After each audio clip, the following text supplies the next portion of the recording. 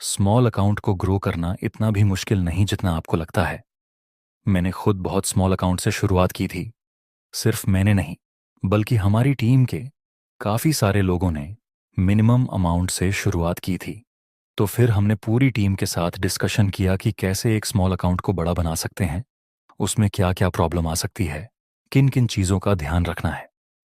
ये सब टॉपिक को हमने इस वीडियो में कवर किया है, जिसमें मेरी और मेरी टीम का एक्सपीरियंस शामिल है। अगर आप भी स्मॉल कैपिटल से ट्रेडिंग करते हैं और आप अपने ट्रेडिंग अकाउंट को इंक्रीज करना चाहते हैं, तो यह वीडियो आपके लिए है। दोस्तों, स्मॉल अकाउंट को बड़ा करने के लिए सबसे पहला और इम्पॉर्टेंट पॉइंट आता है कि अपने कैपिटल को प्रोटेक्ट करना है। हम मान के चलते कि आप 10,000 की कैपिटल से ट्रेडिंग कर रहे हैं, तो आपका पहला काम यही है कि 10,000 में से आपको बड़ा लॉस ना हो। 100, 200, 300 ऐसे छोटे मोटे लॉस तो होते ही रहेंगे, पर ये 10,000 में से 3,000 से 5,000 ऐसे लॉस नहीं होने चाहिए। आपने सीख तो लिया कि आपको बड़ा लॉस नहीं करना है, लेकिन कैसे? आप ये भी समझ लीजिए कि बड़ा लॉस कैसे होता है। बड़ा लॉस होता है ओवर ट्रेडिंग करने से, बड़ा लॉस होता है रिवेंज ट्रेडिंग करने से, बड़ा लॉस होता है लालच करने से, बड़ा लॉस होता है फोमो ट्रेडिंग करने से। जब आप यह चीजें नहीं करेंगे, तो बड़ा लॉस भी नहीं होगा। और ट्रेडिंग में ये सब गलतियां आप करेंगे ही करेंगे, क्योंकि हमने भी यही सब गलतियां की थी। ये सब गलतियों को अवॉइड करने के लिए मैं आपको कुछ रूल बताता हूं। ओवर ट्रेडिंग को खत्म करने के लिए पहला रूल है कि आपको एक दिन में सिर्फ एक ही ट्रेड लेना है। अगर आपको एक दिन में एक ट्रेड नहीं मिल रहा है तो चलेगा।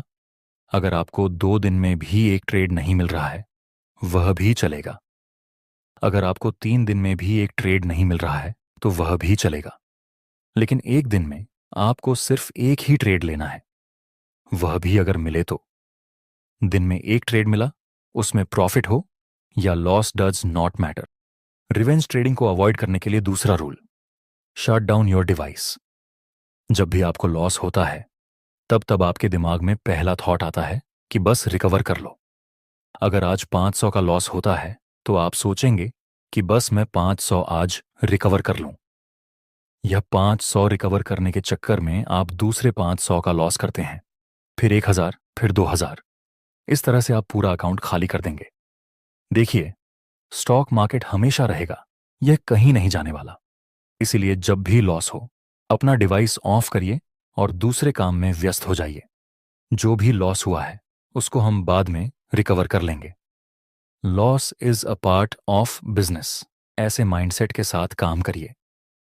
लालच को खत्म करने के लिए तीसरा रूल मन में रखें, स्टॉक मार्केट जल्दी अमीर बनने की मशीन नहीं है और आप एक ही दिन में अमीर नहीं बन सकते। और यह रूल हर सुबह दोहराइए। खुद को शीशे के सामने रखकर बोलिए, स्टॉक मार्केट जल्दी अमीर बनने की मशीन नहीं है। मैं एक ही दिन में अमीर नहीं बन सकता, पर एक दिन जरूर बनूंगा अगर मैंने डिसिप्लिन और मेहनत के साथ, धैर्य के साथ काम किया तो। आप हर रोज हर दिन 2-3 बार इस रूल को इसी तरह दोहराइए। नेक्स्ट पॉइंट है स्मॉल अकाउंट को बड़ा करने का। वह है ट्रेंड के साथ ट्रेड लेना। दोस्तों, मार्केट में 2 तरह की ट्रेडिंग होती है। एक होती है रिवर्सल ट्रेडिंग और दूसरी होती है ट्रेंड फॉलोइंग ट्रेडिंग।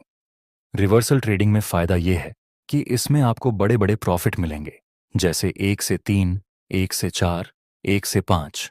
लेकिन रिवर्सल ट्रेडिंग में आपका स्टॉप लॉस हिट होने के चांस भी ज्यादा रहते हैं।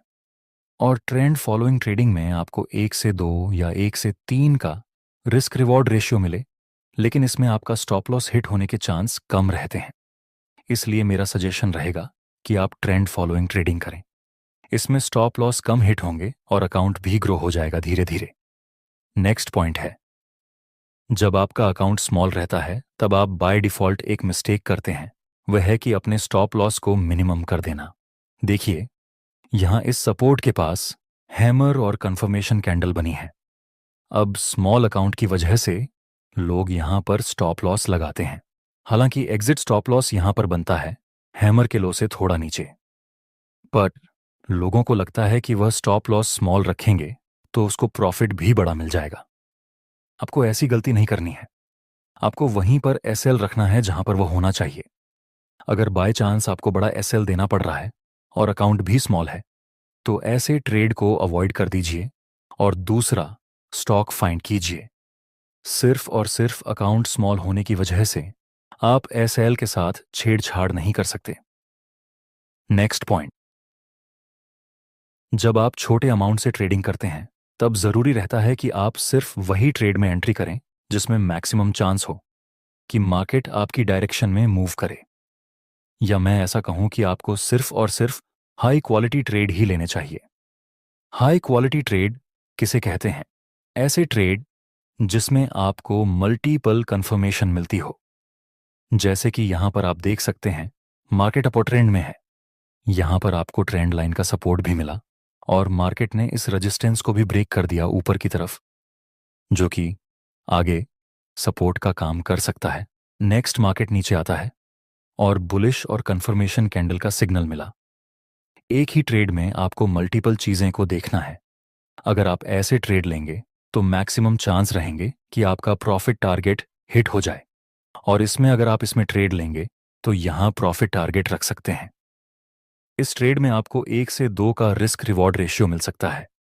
अगर आप बैक टू बैक ऐसे ट्रेड लेंगे तो आपका अकाउंट धीरे धीरे एज ग्रो हो ही जाएगा, क्योंकि ट्रेड लेने से पहले आपने मल्टीपल चीजों को चेक किया है, जिसमें मल्टीपल चीजें आपके फेवर में रहेंगी। नेक्स्ट पॉइंट है यूज ओनली वन और मैक्सिमम टू सेटअप।